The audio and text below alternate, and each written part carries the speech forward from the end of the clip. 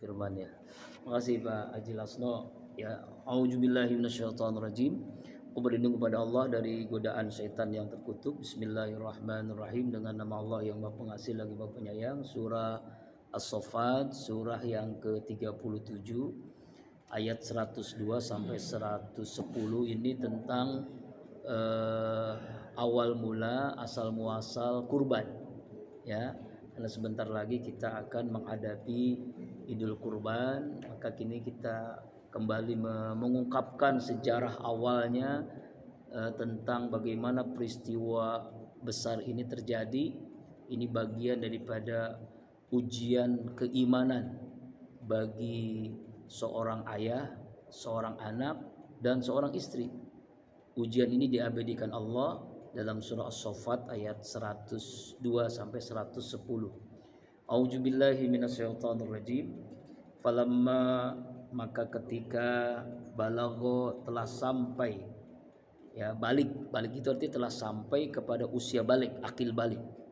Ma'ahu sa'ya, yang dia siapa bersama Nabi Ibrahim ini adalah sa'ya, sanggup untuk namanya sudah akil balik itu sanggup sudah menentukan baik buruknya. Mungkin sekitar usia 15 tahunan lah. Kalau menurut Imam Syafi'i itu kan akil balik itu adalah seseorang yang sudah mimpi basah untuk laki-laki, kalau wanita sudah menstruasi haid. Sudah mencapai usia balik. Qala, Nabi Ibrahim berkata, ya bunaya, wahai anakku, maksud anakku ini adalah Nabi Ismail alaihissalam. Ini sesungguhnya aku telah melihat fil manami, dalam mimpi, anni, bahwasanya aku ini asbahuka, menyembelihmu. Fanzur ma jatara, maka pikirkanlah bagaimana pendapatmu hai Ismail. Ya Allah, ujian banget ini ya. Punya bertahun-tahun gak punya anak, bertahun-tahun gak punya anak. Ketika punya anak, anaknya sedang lagi gagah-gagahnya akil balik, disuruh perintahkan Allah untuk menyembelih. Bayangkan ya kan, ujian keimanan bagi Ibrahim dan juga ujian keimanan bagi Ismail. Nah, namanya juga Ismail. Ismail itu adalah sami'a, mendengar dan taat. Sami'na wa ata'na. Apa kata Nabi Ibrahim kepada Ismail, hai anakku, bagaimana pendapatmu? Jadi walaupun ini perintah Allah lewat mimpi, tapi Nabi Ibrahim tidak mau istilahnya itu langsung melaksanakan itu dengan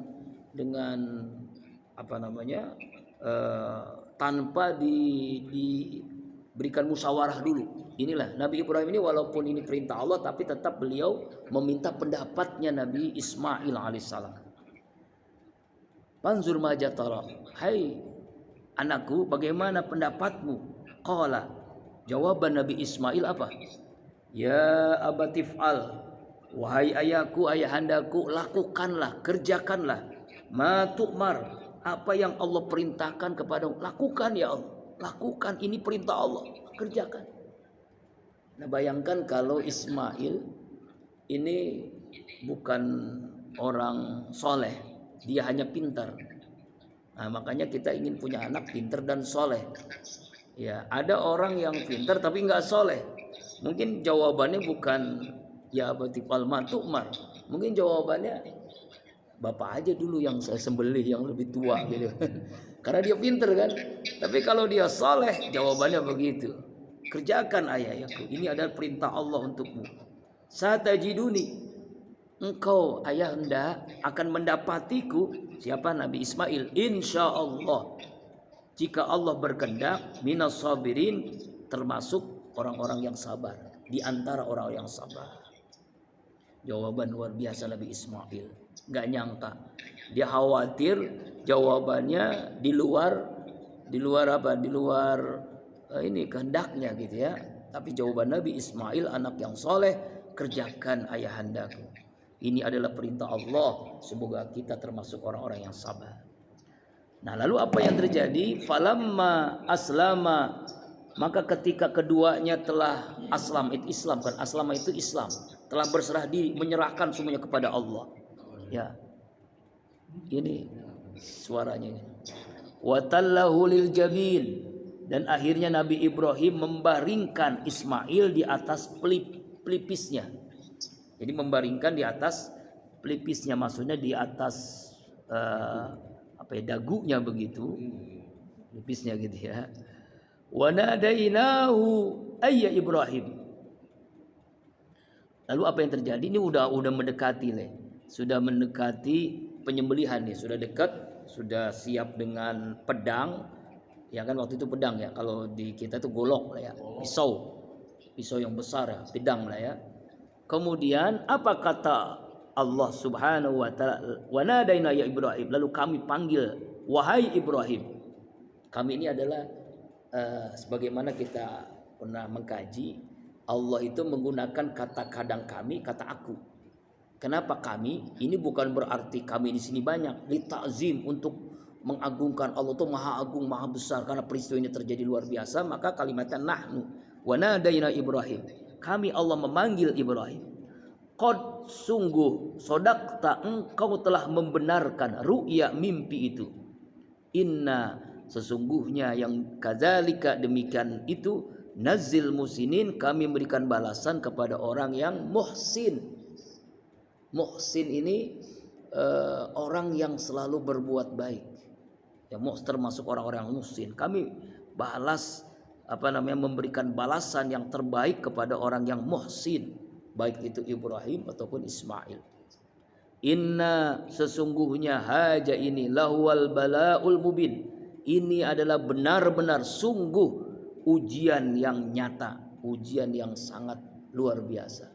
Ujian bagi Ibrahim, ujian bagi Ismail. Tapi dalam sebuah hadis itu diceritakan bagaimana iblis dengan berbagai cara agar kurban itu enggak terjadi. Penyembelihan Ibrahim kepada Ismail itu enggak terjadi. Dengan berbagai cara digoda Ibrahim, dirayu Ismail, sampai Hajar pun digoda. Tapi kata Ibrahim, laknatullah, dia lempar 7 kali kan. Kemudian Ismail lempar. Itu yang dilakukan nanti jamaah haji ketika melempar jumrah, ya kan? Jumratul ula, jumratul wusta, jumratul aqabah. Itu peristiwa itu diabadikan dengan peristiwa ibadah haji. Ini dilakukan Ibrahim, Ismail dan Hajar, melempar batu mengusir iblis yang menggoda agar tidak terjadi prosesi penyembelihan Nabi Ismail alaihissalam, kurban itu. Wa badainau bijibin azim, lalu kami tebus anak itu dengan seekor sembelihan yang besar. Dijelaskan dalam tafsir, yang dimaksud dengan sembelihan yang besar itu adalah kambing yang besar, yang bagus dari surga. Domba ya, bukan kambing ya, domba yang sangat besar. Domba yang sangat besar. Wa tarakna alaihi fil akhirin, lalu kami abadikan untuk Ibrahim fil akhirin pujian ya di kalangan orang-orang yang selalu yang kemudian. Artinya setelah peristiwa itu terjadi diabadikan Allah dalam Al-Qur'an, lalu juga dipuji oleh seluruh umat, semua manusia dipuji karena luar biasa keimanan Nabi Ibrahim ini memang mengalami ujian yang berat. Mulai dari awal masih muda diuji, ayahnya membuat patung, ya kan, pembuat berhala-berhala yang disembah, kemudian mencari Tuhan dan sebagainya itu kan. Lalu akhirnya diuji dengan akhirnya dibakar hidup-hidup kan oleh Namrus, ya. Tapi Allah menyatakan kepada api, ya narukuni barda wa salaman ala Ibrahim. Diuji nggak punya anak, ya. Akhirnya dipaksa untuk nikah lagi karena dia lama nggak punya anak. Makanya kalau pengen istri bisa memaksa kita nikah lagi, punya anak ya. Nggak lama tuh Siti Sarah itu adalah wanita cantik, wanita bangsawan. Wanita cantik, wanita bangsawan. Makanya dia ingin mencarikan istri untuk Ibrahim bukan selevel dia, harus lebih rendah dari dia. Itulah Hajar.